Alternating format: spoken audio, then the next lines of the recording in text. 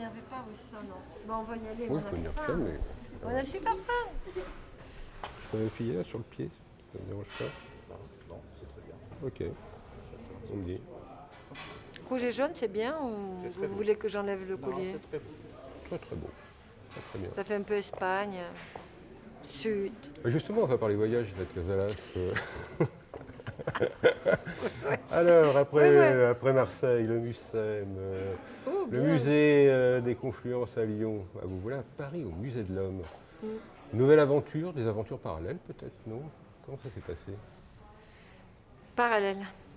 Ouais, c'était parallèle parce que c'était en 2006 où on est dans des projets qui sont des projets pas ministère de la Culture, mais en tous les cas des projets plutôt État, comme marché public.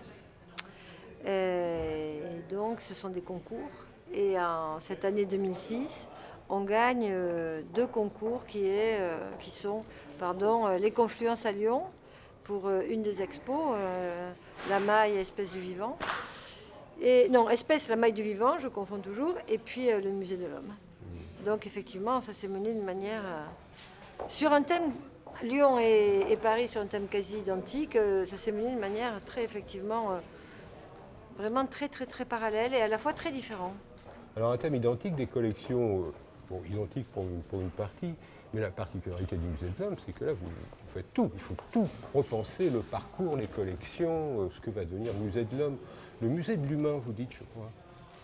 Moi, je dis le musée, des fois, oui, mais parce que c'est un peu une provocation là de votre part, non? Non, Parce que c'est une question. quand on est une femme et qu'on dit homme, forcément, il y a un peu de, enfin voilà, il y a du genre. Donc, pour gommer ce genre, dans certains textes que vous avez dû certainement lire, je parle humain. Mais bon, officiellement, historiquement, il s'appelle le musée de l'homme. Mais c'était une autre époque. Et donc, moi, j'ai proposé puisqu'il évoluait, hein, j'ai proposé de le rebaptiser musée de l'homme et de la femme. On ne m'a pas suivi. Je n'ai pas été suivie sur cette... mais voilà. Oui, c'est un musée sur l'histoire de notre humanité, en tous les cas. Voilà. Vous l'avez connu Elle, auparavant, Homo sapiens. ce musée Oui, de l'Homme. je l'ai connu il y a très longtemps. J'étais venue voir une exposition sur Victor Ségalen, donc il y a très très très longtemps. Et puis après, j'ai commencé à le voir petit à petit se modifier. Il y a eu cette expo qui s'appelait La Nuit des Temps, etc., etc. Donc je l'ai vu, moi, il était déjà en train de devenir non plus ce musée d'ethnographie, d'anthropologie dont tous les artistes rêvaient, qui était que Picasso, etc. C'était leur voyage parisien et leur voyage dans le monde, hein, qui ressemblait beaucoup d'ailleurs, je pense, à un musée qui existe toujours à Oxford, qui est le Pitt Rivers Museum. Bon, cette espèce de musée idéal où le monde entier est là. Non, moi je l'ai vu déjà, le musée était transformé et devenait de plus en plus un musée dit d'interprétation, un musée d'idées, quoi. Voilà.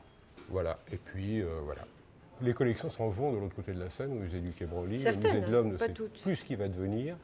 Et en fait, il va renaître de ses cendres avec des collections. Alors des collections, pour vous, muséographes, là c'est important. Qu'est-ce qu'on va montrer? Comment on va le montrer? Qu'est-ce qu'on va montrer? Comment on va monter? Comment ça se passe au départ Ça se passe, je me souviens, le premier contact, il est vraiment très important, parce que c'est là où tout d'un coup, on sent l'énergie, on sent l'envie. C'était au moment du concours, hein, quand il faut donner notre idée, notre vision, le grand schéma directeur qui va faire que le musée de l'homme sera plutôt comme ceci, plutôt comme cela, il sera plutôt blanc, plutôt lumineux, plutôt terne, plutôt replié sur lui-même, plutôt ouvert sur la ville, plutôt travailler sur les correspondances, travailler sur les liaisons, travailler sur les liens, travailler sur les lignes, ou plutôt parsemé comme ça par points. Voilà. Et ce premier jour, c'est le jour où on va visiter avec les autres confrères et consoeurs qui sont avec nous en train de faire donc des concurrents qui sont en train de faire le concours, on va visiter les réserves. Et et là, qu'est-ce qu'on voit? On voit des milliers effectivement d'étagères vides, puisque effectivement le Quai Branly est en train d'exister déjà. Et les les collections ethnographiques et anthropologiques ont été déménagées. Donc c'est et on nous parle de cette blessure. Mais il faut pas y croire. C'est pas mon histoire. Mon histoire, c'est de faire le nouveau musée de l'homme. C'est pas de pleurer sur un mythe, de pleurer sur l'ancien. Voilà. Donc ça me touche, je suis touchée, je vois des traces effectivement visibles dans les gens qui parlent, même encore aujourd'hui. Mais il faut que je fasse un peu l'autruche et je regarde émerveillée la collection de squelettes, je regarde émerveillée les salles de préhistoire avec tous ces cailloux. Voilà, il fallait avec tout ça garder un regard très, très ouvert, très, très pur pour dire, pour garder une énergie et que cette énergie soit rendue, quoi. Et aux objets, et aux hommes et aux femmes qui vont visiter ce musée, et qui le font aussi. Alors vous visitez des collections, mais vous visitez aussi des lieux. C'est-à-dire ces galeries, ça y est, elles sont vides, elles sont un peu à l'abandon. C'est des espaces un peu étranges, ces ailes du palais de Chaillot. Oui, très compliquées. Étroites. Elles sont très orientées, je veux dire, elles sont comme ça, quoi. Ouais. C'est presque comme, voilà, là vous avez ce mur d'appui, hein, qui en plus est quelque chose qui est très en coupe, très arrondissant, très embrassant, extrêmement long, donc une infinie, extrêmement étroit, totalement ouvert sur la ville. Là. Bon, comment très long, selon... Ouais. Ouais, alors des milliers d'objets, en plus de taille, de forme différentes, de provenance différentes, il faut mettre tout ça en place. Pas dans un parcours chronologique, dans un parcours thématique. Ça, c'est les scientifiques qui vous disent ça au départ. On va faire trois thèmes. Vous avez déjà l'information quand vous commencez Non, pas du tout. Non. Alors, là, si vous voulez, là, aujourd'hui, les 3 thèmes en question, donc, auxquels vous faites allusion, qui eux-mêmes, une grande référence au peintre Gauguin, qui sommes-nous, d'où venons-nous, où allons-nous. Bon, je pense que ça a à voir un peu avec des questionnements sur l'au-delà, après la mort, qui est la question fondamentale de l'homme, quoi, qui va faire des rites funéraires. Donc cette quête comme ça absolue de l'immortalité, je trouve qu'un musée, c'est aussi ça. Des fois, je me dis, c'est au-delà, c'est ça qu'on est en train de faire vraiment. Qu'est-ce qu'on fait quand on fait au musée ? Qu'est-ce qu'on cherche ? Quelle est la question fondamentale qu'on est en train de se poser, de poser aux visiteurs et de partager ensemble ? C'est voilà, qu'est-ce qui fait notre humanité ? Qu'est-ce qui fait qu'est-ce qui se passe après ?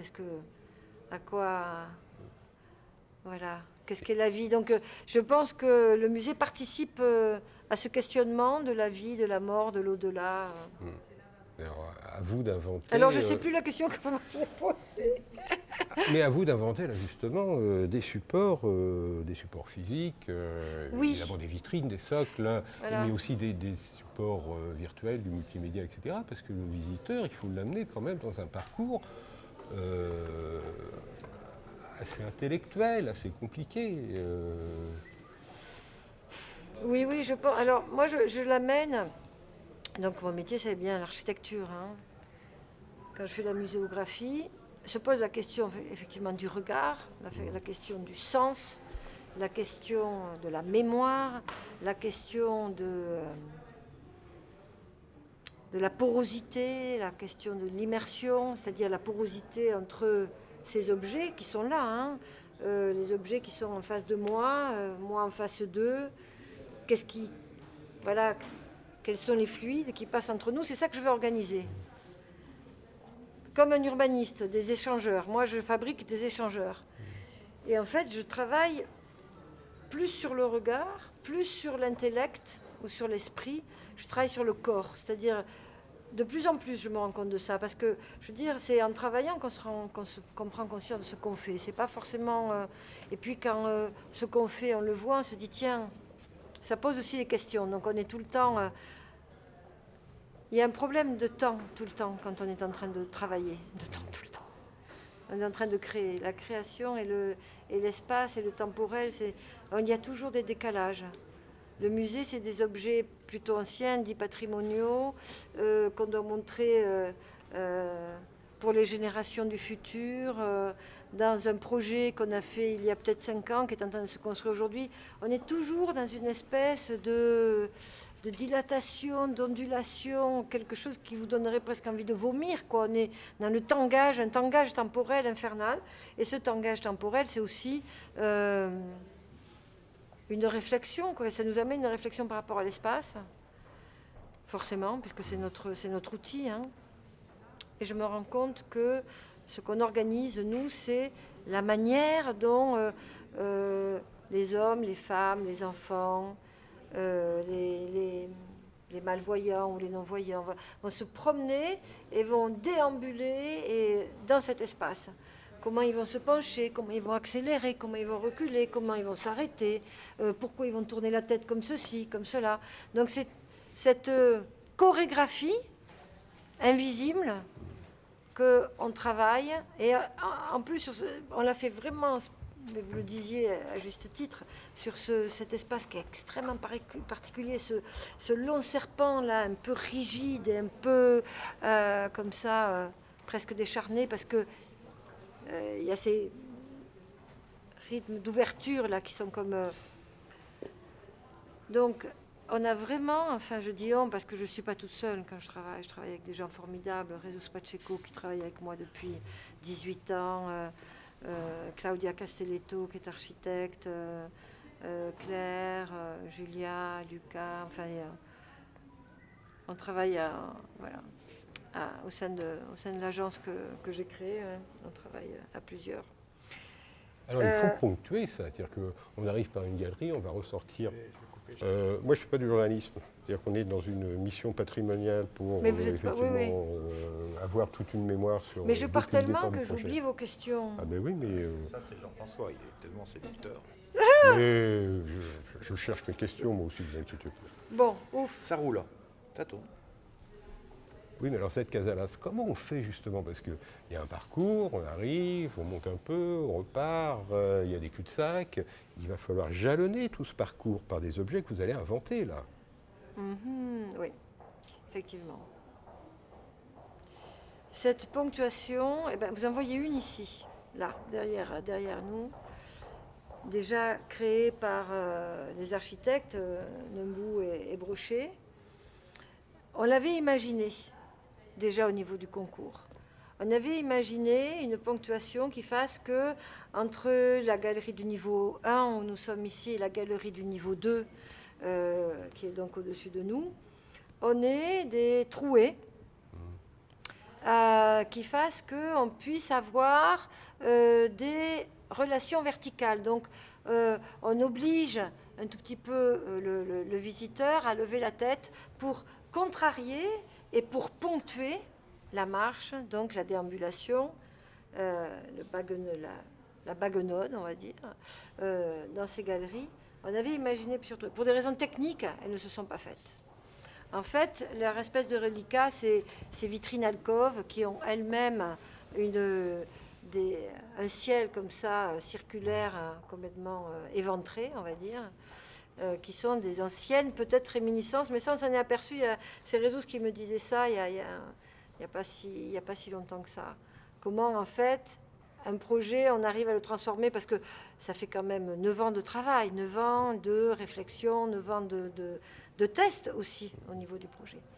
Et donc, ici, quand Brochet et Nembou font cette percée là, qui est une rupture de charge, hein, pour avoir quelque chose, un parcours dans l'espace extrêmement glissant, extrêmement fluide, en créant cette mezzanine, faisant que le visiteur n'est pas obligé de prendre les escaliers encloisonnés qui existent, mais qui sont techniques, qui créent une rupture visuelle intense. Là, en créant cette déambulation à l'intérieur même des galeries, et créer cette espèce de double, enfin c'est pas une espèce, c'est cette double hauteur qui va faire que la galerie du deuxième et du premier est reliée. Et alors, une des ponctuations, et c'est un peu comme ça qu'on qu'on a travaillé, c'est cette fameuse structure à buste que j'appelle... les ouvriers appellent ça, enfin les ouvriers, les compagnons qui sont des compagnons du devoir, c'est la serrurerie de la Parette qui l'a construit en aluminium haute performance, appellent ça l'œuvre. Et nous, chez nous, on appelle ça sculpture lamellaire, puisque ce n'est fait qu'avec des lames. Donc on est dans un ouvrage, quasi un ouvrage sculptural, très très artistique. Et cette structure va nous servir à exposer les 86 bustes de l'exposition de la collection Anthropologie. Et Alors des aussi... bustes qui sont assez émouvants, parce que Ouais. des visages du monde entier, des moulages faits sur des personnes vivantes. Vous saviez ça? Oui, oui, bien sûr. Oui, oui. Et donc c'est tous ces visages-là que vous allez présenter Oui, oui, ce ne sont pas du tout des masques mortuaires. Hein. C'est effectivement le moulage sur du vivant. Très belle collection qu'on a vraiment étudiée. On les a tous mesurés, pesés, tournés. Parce que tout de suite, quand j'ai cette fameuse visite que je vous racontais tout à l'heure, là un peu plus haut dans l'interview, quand je l'ai faite là au musée, j'ai vu tout de suite ces bustes. Et pour eux, on a imaginé toujours des structures particulières. À une époque, c'était une tête. À une autre époque, c'était effectivement une grande lame comme ça qui traversait ces cercles découpés dans le plancher qui liaisonnaient les deux galeries. Et puis finalement, c'est devenu cette structure aussi qui est partiellement horizontale et partiellement verticale, qui fait que, en fait, moi, ce qui me semble important, là, c'est que ces bustes qui sont là et qui sont un échantillon de tout un tas d'hommes et de femmes dans le monde, hein, puisqu'il y en a de tous les continents à peu près. Tous les continents sont représentés, ont été moulés. Et bien, ils soient présents tout le long du parcours. Ils sont présents depuis l'entrée jusqu'au fond là, de la galerie, ils sont présents à la mezzanine et ils vont être présents au niveau 2. Donc voilà, c'est pour moi un symbole presque du musée. J'espère que ça le deviendra, qui est nous sommes une seule et même humanité, même non, une humanité diverse, mais une seule humanité. Quoi. Et le travail en commun que vous faites avec Olivier Brochet, Emmanuel Nebou, c'est évidemment ce vide qui permet à cette structure de monter jusqu'au niveau supérieur, mais aussi cette mezzanine qui va être l'endroit où on va trouver les objets les plus précieux. Je pense à la Vénus de Lespugue, etc. Oui, avec cette petite salle des merveilles. Oui, oui, on appelle la salle des merveilles. Oui. Ben oui, c'est les merveilles de la paléohistoire, enfin du paléolithique. Oui, je ne sais pas comment ils l'appellent, eux. Je ne sais pas.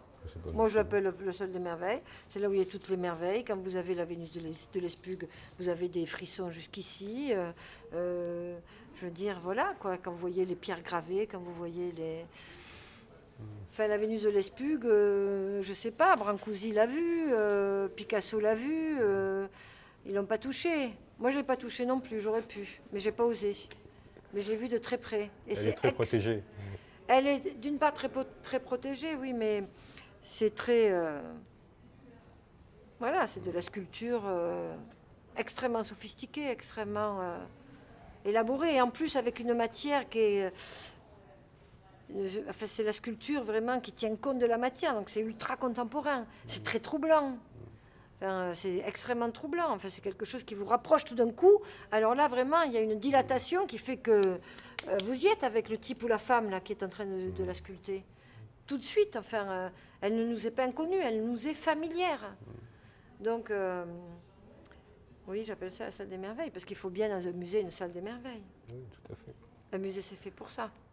Alors, en dehors de la rampe de la salle des merveilles, est-ce qu'il y a des lieux particuliers que vous avez inventés, que ce soit pour le multimédia, je pense à ce qui existe derrière nous, je pense à d'autres, des cyclos, etc., qui vous tiennent à cœur, là. Vous avez absolument voulu, oui, que ça soit comme ça, présenté comme ça, et pour des objets, voire pour des écrans. Oui. Alors, bon, toute la stratégie, effectivement, de visite vient de comment régler ces problèmes de déambulation et de changement, si vous voulez, d'ergonomie de visite de la part du visiteur. On est dans un open space, on garde l'open space, on aurait pu imaginer des salles écloisonnées et avoir une galerie qui soit une galerie assez classique, entre guillemets. Ce n'était pas le cas parce qu'elle n'était pas assez profonde. Mais on aurait pu créer des salles. Et en fait, moi je pense qu'il fallait garder cette grande courbe là sur cette ville de Paris. Bon, parce qu'on est sur la colline, parce qu'on sent inconsciemment qu'il y a l'autre symétrie du bâtiment, parce qu'inconsciemment on est dans l'axe de la Tour Eiffel, parce qu'on est sur une terrasse comme ça, comme une espèce de Parthénon, quoi, parisien, ici. J'exagère peut-être un peu, mais j'y suis pas loin. Et donc, il était absolument essentiel qu'on garde et qu'on travaille avec un open space. Et pour ça, il faut retenir l'attention. Il faut faire entrer les gens dans des espaces qui soient plus intimistes. Donc, il faut créer, à l'intérieur de cette galerie qui représente un extérieur, il faut créer des espaces intérieurs. Et ces espaces intérieurs, ils sont extrêmement ouverts, comme le cyclo qui est en haut, qui fait 9 mètres de diamètre. Donc, en partie basse, il est très ouvert, mais il a des jambes, enfin 2, ce qui est très peu, hein, parce que c'est presque un défi structurel, mais il va créer un intérieur, même s'il n'est pas cloisonné. Vous avez à côté de vous une langue, qui est une langue presque... on ne fait pas dans l'anatomie, mais bon, même si elle est très stylisée, là je la regarde parce qu'elle est juste devant moi, elle est assez stylisée, mais elle est presque... C'est une langue, je ne sais plus le terme scientifique, mais elle va nous servir de petite grotte pour pouvoir écouter les mythes du monde, les contes de différentes régions du monde. Donc les gens vont s'asseoir à l'intérieur. On a créé même des petits tapis, des petits coussins pour qu'il y ait un tapis, les gens puissent s'allonger. Très cool, quoi. Il y a les fameuses, ce qu'on appelle valves, vitrines, alcôves, qui sont des grands paravents fermés qui créent des micro-espaces, des micro-architectures à l'intérieur de ces galeries. Donc, tout un tas de petites architectures qui vont créer des sites dans lesquels le visiteur va pouvoir entrer, donc ils vont créer comme des salles. Il y a une salle que vous voyez là, peut-être qu'on la voit avec la caméra en haut. Ici, elle n'est pas finie, mais qui n'est faite que des lames de feutre. On passe à travers, mais on va là aussi être dans un intérieur qui n'est pas obligatoirement fermé. On n'a pas, vous savez, pour créer un intérieur, on n'est pas obligé de tout fermer. Comme les enfants, on dit voilà, ça c'est comme là, c'est ma frontière. Toi, c'est sur la montagne, moi je suis sur la mer. Il faut faire appel aussi à l'imaginaire, donc. Et c'est ce qu'on fait, hein. On fait appel beaucoup à l'imaginaire du public. Quand vous êtes dans un musée peut-être intellectuel, un musée scientifique, un musée d'interprétation, un musée d'idées. Nous, ce qu'on propose en tant que muséographe, parce que moi j'essaie de proposer, c'est un espace imaginaire dans lequel le public puisse se retrouver, s'approprier, se reconnaître, pour que ces idées puissent lui parler, l'atteindre, le provoquer, l'interloquer, l'émerveiller. Enfin, voilà, le mettre dans des sentiments, dans une espèce de foisonnement de sentiments et de sensations, parce que l'espace est familier. Donc moi, je dois travailler sur la familiarité. Et c'est plus tout à fait la même personne qui va sortir que celle qui était rentrée. Oui, on change, mais après, voilà. Oui, on change. De toute façon, ça aussi, c'est le propre de l'homme, hein, l'adaptation. Oui, je fais appel à l'adaptation du visiteur. Alors vous avez fait une petite animation qui m'a beaucoup plu dans votre agence.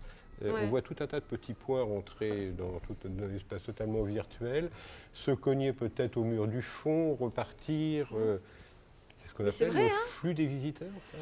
Oui, on appelle ça, je ne voulais pas employer le mot parce que je trouve que ce flux-là est un peu âpre. Mais en fait, on ne l'a pas fait complètement, mais on l'a fait d'une manière virtuelle. Faire couler de l'eau et voir comment l'eau, comme un torrent, moi je suis de Pyrénéenne, hein, donc je veux dire le Gave, le torrent, les rochers, les tourbillons, voilà. voilà, c'est quelque chose, c'est un paysage qui fait partie, qui est dans moi, quoi, que je transporte. Et donc je l'ai transporté ici.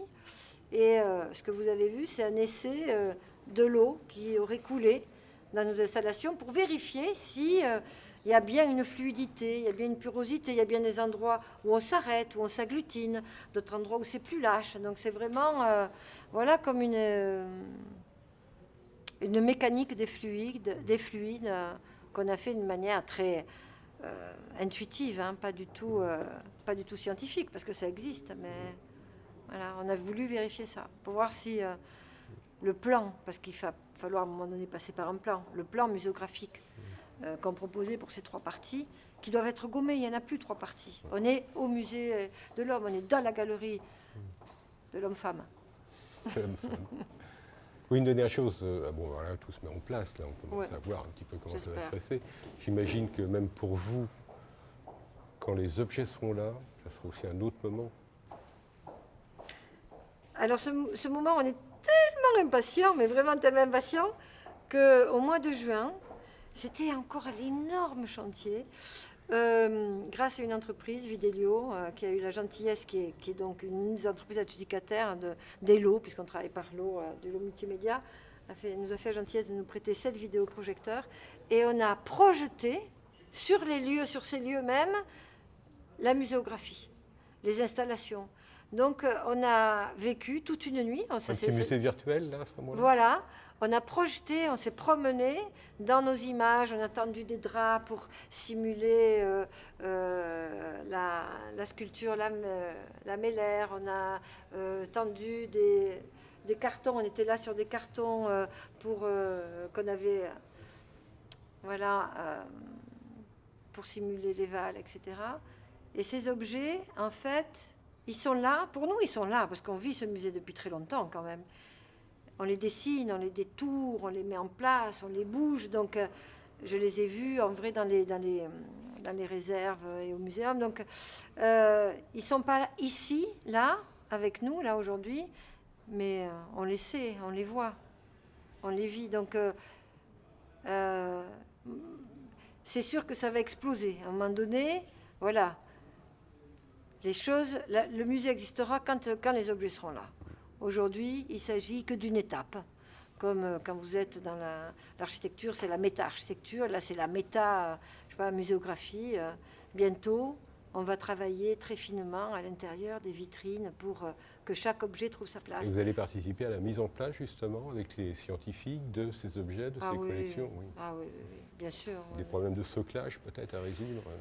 Alors, nous, dans notre contrat, puisqu'il s'agit de contrat, on a le contrat du soclage primaire, mais on est en interface avec les socleurs qui, eux, travaillent sur le soclage morphologique de l'œuvre.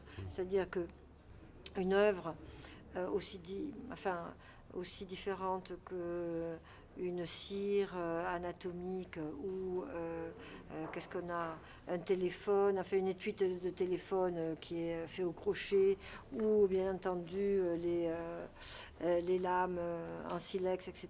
Donc, demande un soclage.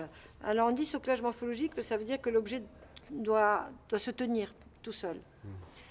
Donc, et ce travail-là est fait par une équipe qui ne dépend pas de nous, qui dépend du musée. Et nous, on travaille avec cette équipe en liaison et on présente, on fait d'une part la préfiguration des vitrines, c'est-à-dire que le scénario des vitrines, c'est nous qui donnons le grand tempo. Après, pas toutes, il y a des détails de vitrines qui vont s'occuper eux-mêmes, mais par exemple, on a travaillé une vitrine toute en perspective. On a fait de la scénographie à l'intérieur de la muséographie. On a travaillé comme Palladio a travaillé, je ne vais pas me comparer à Palladio, mais c'est ces démarches-là à Vérone. Le grand aménagement des vitrines, on va dire, c'est nous qui le décidons, et on s'occupe de cette interface avec le moment, avec le soclage primaire, c'est-à-dire quand l'objet va toucher la structure qui va le mettre en scène et qui va le mettre en lumière, en suspension. Ça, c'est quelque chose qu'on travaille énormément, bien sûr. Alors, juste un dernier point, en lumière, la lumière. C'est quelque chose aussi, la lumière. C'est très important, la lumière. C'est votre mission, là, la lumière, éclairer à l'intérieur des vitrines par des LED, j'imagine. Ouais, c'est la mission de 8-18. François Mijon qui travaille avec... et on travaille beaucoup ensemble. On n'a pas fait un seul musée sans eux, je crois. Avec 8-18, Georges Berne, François, éclairagiste, muséographique extraordinaire. Oui, on travaille avec eux. Oui.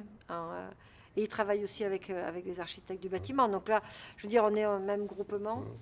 C'est eux qui s'en occupent d'une manière très technique. Mais le concept est très itératif. Avec François, on parle énormément sur comment on voit, qu'est-ce qu'on voit, comment on cale. Vous voyez, donc là, il y a cette problématique qui n'est pas une problématique, qui est une joie, hein, qui est la lumière du jour. Comment on fait pour travailler avec cette lumière du jour. La filtrer par moment. La filtrer, ne pas la filtrer. Gommer, par exemple, ces moments, vous voyez, qui sont très blancs, noirs, clairs, obscurs. Vous voyez, il y a une très, très grande, ici, c'est assez féroce. Enfin, c'est pas du tout doux. Donc, il va falloir adoucir, il va falloir dulcifier ici la lumière. Un tout petit peu la dompter, c'est indomptable. Hein. On ne rivalise pas avec le soleil, mais apprivoiser. Donc, d'une part, pour qu'on puisse mettre en lumière les objets. Parce que les objets, comme les vampires, ah non, pas de lumière du jour. Maintenant, ils se désagrègent. Donc, pour travailler avec des flux qui sont de plus en plus maintenant extrêmement précis, on est dans des... vraiment, on est presque... on est dans de la joaillerie hein, quand on travaille. Il faut atténuer, dulcifier, rendre... c'est ce qu'on cherche à faire, en fait. Partout, à rendre très doux l'espace. Je vous remercie. Et puis alors, moi, j'ai hâte qu'on se retrouve avec l'arrivée des collections. Oui, ben oui, on se retrouve. Ah, c'est ça, mon soupe. Ah oui, mais retrouvons-nous. C'est une excellente idée. Oui. Parce que peut-être qu'on verra des choses qu'on n'a pas vues. Ah oui, il faut voir dans les vitrines Oui, parce qu'il y a toujours des mystères. Objets, la mise en place, évidemment, des bustes. Il faut qu'on fasse ça. Merci. Merci d'être là.